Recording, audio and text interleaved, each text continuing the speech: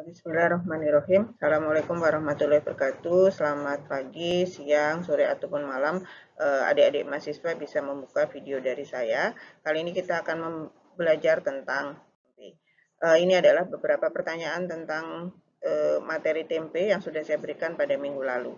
Jadi tempe itu merupakan makanan tradisional yang telah lama dikenal oleh masyarakat dari Indonesia, dan tempe ini memang merupakan produk makanan dari Indonesia. Tempe itu sendiri dibuat dengan cara fermentasi atau peragian, di mana sebagai bahan baku utamanya adalah kedelai, kemudian ditambahkan dengan mikroorganisme yaitu Rhizopus. Rhizopus yang ditambahkan merupakan bisa Oligosporus, bisa campuran dari Rhizopus agulosporus, Rhizopus oryzae, dan yang lainnya.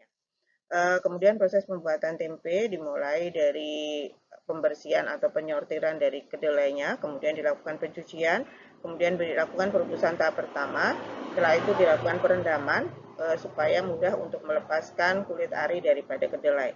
Selanjutnya dilakukan pencucian tahap kedua dan perebusan dilanjutkan kembali hingga matang. Setelah matang, maka kedelai akan ditiriskan dan dilakukan pendinginan. Setelah agak dingin atau hangat, maka bisa ditaburkan ragi, dan setelah itu dilakukan pembungkusan.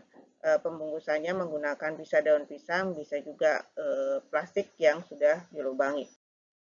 Proses perebusan atau penirisan ini bertujuan untuk merebusnya, itu fungsinya supaya lebih mudah memecahkan kulit ari daripada kedelai, dan juga supaya kedelainya masak sehingga memudahkan proses fermentasi daripada jamur. Sedangkan proses penirisan bertujuan untuk mengurangi kadar air sehingga tidak menyebabkan pembusukan. Kemudian proses peragian dengan cara penambahan yang kita sebut sebagai laru atau ragi tempe. Dan dilanjutkan dengan pembungkusan menggunakan daun ataupun plastik yang dilubangi terlebih dahulu, karena proses fermentasi tempe adalah proses fermentasi semi aerob. Kemudian tempe, jadi di dalam proses pembuatan tempe itu diperlukan kedelai dan juga ragi. Raginya itu adalah kelompok dari Rhizopus oligosporus, Rhizopus tholussinifer, Rhizopus orinisus, Rhizopus oryzae. Di mana nanti miselium dari kapang tempe akan mengikat keping-keping biji kedelai dan akan memfermentasikan menjadi produk kedelai. Ini yang di sebelah kanan adalah gambar dari jamur Rhizopus. Yang sebelah kiri itu adalah proses perkembangbiakan daripada Rhizopus. Rhizopus oryzae mempunyai kemampuan menguraikan lemak menjadi trigliserida. Selain itu juga mempunyai kemampuan untuk menguraikan protein menjadi asam-asam amino, sehingga produk akhir daripada tempe itu agak ada perbedaan dibandingkan dengan kedelai.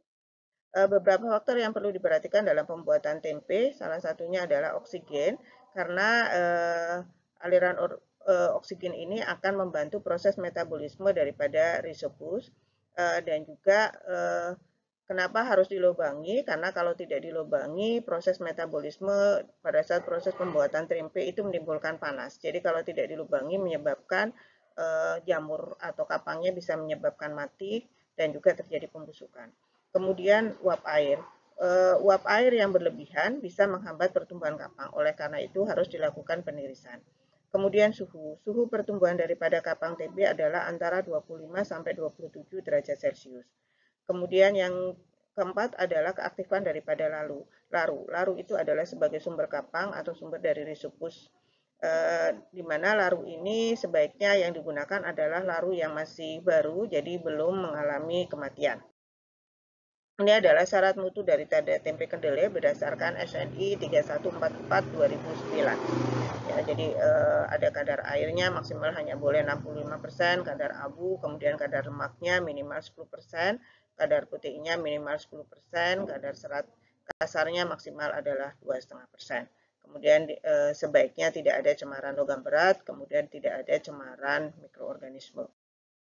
Kemudian kenapa tempe? Jadi tempe ini kehebatannya adalah karena tempe itu memanfaatkan proses fermentasi yang melibatkan Rhizopus oryzae, di mana Rhizopus oryzae ini mampu memproduksi enzim pendegradasi seperti amilase, selulosa, kemudian silanase, glukoamilase, dan juga protease. Sehingga pada saat proses fermentasi, kedelai itu akan berubah menjadi molekul-molekul besar yang ada dalam kedelai seperti karbohidrat maupun protein berubah menjadi molekul sederhana. Sehingga tempe ini akan mempunyai rasa yang berbeda daripada kedelai aslinya dan juga mempunyai kandungan asam amino yang lebih mudah dicerna oleh tubuh. Selain itu, adanya kapang menyebabkan terjadi pertambahan protein di dalam produk tempe.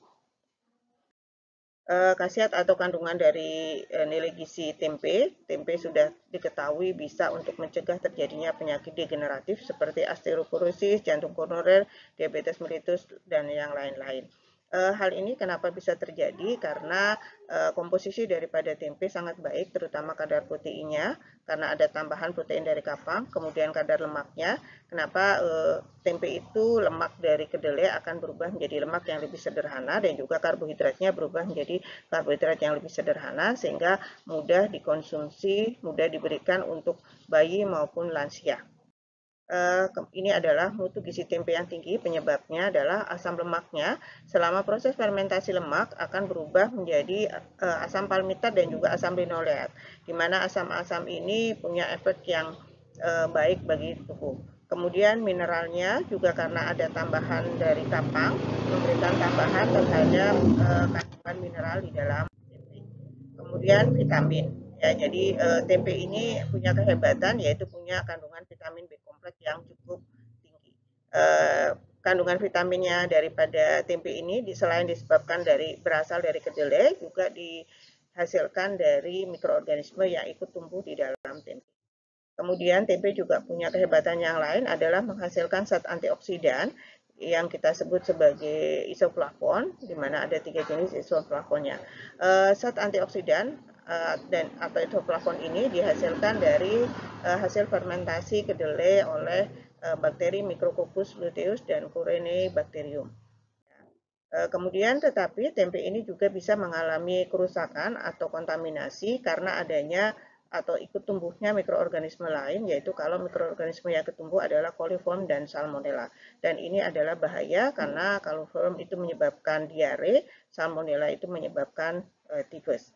Nah, bagaimana membedakan antara tempe yang masih layak dikonsumsi dengan yang sudah tidak layak? Sebenarnya terlihat. Jadi kalau tempe itu sudah berwarna agak kehitaman, kemudian ada basah atau berlendir, kemudian muncul aroma yang tidak sedap yang kita sebut sebagai aroma amoniak, maka sebaiknya sudah tidak boleh lagi dikonsumsi tempe tersebut karena mengandung mungkin mikroorganisme yang berbahaya dan juga zat-zat kimia yang mungkin berbahaya.